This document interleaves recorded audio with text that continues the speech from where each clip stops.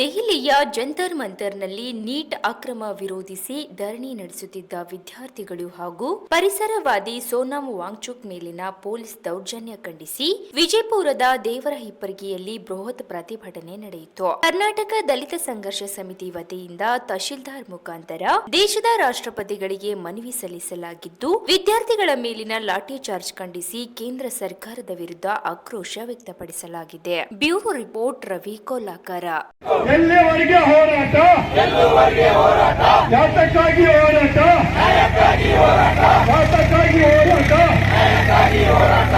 ಕೇಂದ್ರ ಶಿಕ್ಷಣ ಸಚಿವರನ್ನ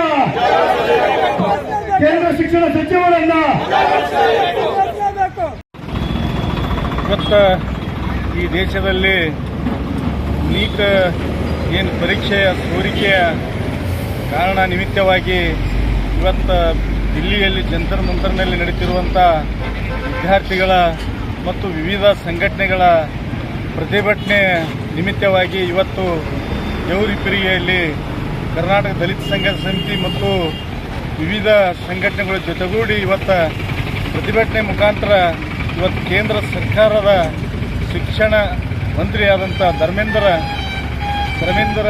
ಅವರನ್ನು ಇವತ್ತು ಧರ್ಮೇಂದ್ರ ಪ್ರಧಾನ್ ಅವರನ್ನು ರಾಜಾರಾಮ ವಜಾಗೊಳಿಸಬೇಕಂತ ಹೇಳಿ ಇವತ್ತು ದೇಶದಂತ ಮತ್ತು ಇತರೆ ದೇಶದಲ್ಲಿ ಕೂಡ ಪ್ರತಿಭಟನೆ ಕೂಡ ತಾವು ಕೂಡ ನೋಡಿದ್ದೀರಿ. ಹಾಗಾಗಿ ಇವತ್ತು ಈಗ ದಲಿತ ಸಂಘರ್ಷ ಸಮಿತಿ ಇವತ್ತು ಒಂದೇ ತಾಲೂಕಿಗೆ ಸೀಮಿತವಾಗಿ ಹೋರಾಟಗಳನ್ನಲ್ಲ, ಇಡೀ ದೇಶದಂತ ಇವತ್ತು ಹೋರಾಟ ಕೂಡ ಬಹಿರಂಗವಾಗಿ ಇವತ್ತು ಹೋರಾಟ ಕೂಡ ಮಾಡ್ತಾ ಇದೆ. ಇವತ್ತಿನ ದಿವಸ ದೇವರ ಹಿಪ್ಪರಗಿ ತಾಲೂಕಿನ ಏನು ಇಡೀ ದೇಶವೇ ಬೆಚ್ಚ ಬೀಳತಕ್ಕಂಥ ವಿದ್ಯಾರ್ಥಿಗಳ ಮೇಲೆ ಲಾಠಿ ಚಾರ್ಜನ್ನು ಈ ಕೇಂದ್ರ ಸರ್ಕಾರ ಮಾಡ್ತಾ ಇದೆ.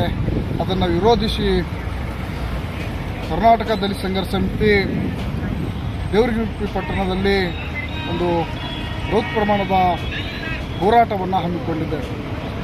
ಇವತ್ತು ಏನೋ ಕೇಂದ್ರ ಸರ್ಕಾರದ ಶಿಕ್ಷಣ ಮಂತ್ರಿಯಾದಂಥ ಪ್ರಧಾನ್ ಅವರು ತಕ್ಷಣವೇ ರಾಜೀನಾಮೆ ಕೊಡಬೇಕು, ಅವರನ್ನು ರಾಜೀನಾಮೆ ಪಡೆದುಕೊಳ್ಳಬೇಕು ಅಂತಕ್ಕಂಥ ಮಾತನ್ನು ಈ ಸಂದರ್ಭದಲ್ಲಿ ಸ್ಪಷ್ಟಪಡಿಸ್ತಾ ಇದ್ದೇವೆ.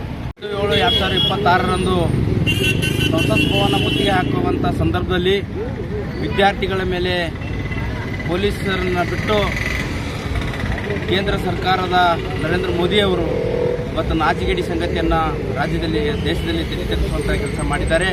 ಹೀಗಾಗಿ ವಿದ್ಯಾರ್ಥಿಗಳ ಬೇಡಿಕೆ ಇರೋದು ನಮ್ಮ ಭವಿಷ್ಯವನ್ನು ಕಟ್ಟಿಕೊಳ್ಳುತ್ತಾ ಇದ್ದೇವೆ. ನಾವು ನೀಟ್ ಪರೀಕ್ಷೆಯಲ್ಲಿ ಸೋರಿಕೆ ಆದವರನ್ನು ಕಾನೂನು ಕ್ರಮ ಜರುಗಿಸಬೇಕು, ಬಂಧಿಸಬೇಕು, ಶಿಕ್ಷಣ ಸಚಿವರನ್ನು ರಾಜೀನಾಮೆ ಪಡೆಯಬೇಕು ಅಂತಕ್ಕಂಥ ವಿಚಾರ ಇಟ್ಟುಕೊಂಡು ಅವರು ಹೋರಾಟ ಮಾಡ್ತಾ ಇದ್ದಂಥ ಸಂದರ್ಭದಲ್ಲಿ ಈ ದೇಶದಲ್ಲಿ ಪ್ರಜಾಪ್ರಭುತ್ವ ಆಡಳಿತ ಇರುವುದು ನರೇಂದ್ರ ಮೋದಿ ಅವರಿಗೆ ಗೊತ್ತಿಲ್ಲ.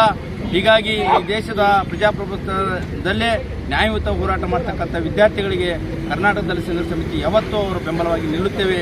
ನಾವು ಸಾಂಕೇತಿಕವಾಗಿ ಇವತ್ತು ಹೋರಾಟ ಮಾಡಿದ್ದೇವೆ. ಮುಂದಿನ ದಿನಮಾನಗಳಲ್ಲಿ ವಿದ್ಯಾರ್ಥಿಗಳು ಯಾವುದೇ ನಿರ್ಧಾರ ತೆಗೆದುಕೊಂಡರೂ ಕೂಡ ವಿದ್ಯಾರ್ಥಿಗಳ ಜೊತೆಯಲ್ಲಿ ನಾವು ಇರ್ತೇವೆ ಅಂತಕ್ಕಂಥ ಮಾತನ್ನು ಹೇಳುತ್ತಾ ಪರಶುರಾಮ್ ದಿನವಾರ ಜಿಲ್ಲಾ ಸಂಘಟನಾ ಸಂಚಾಲಕರು ವಿಜಯಪುರ.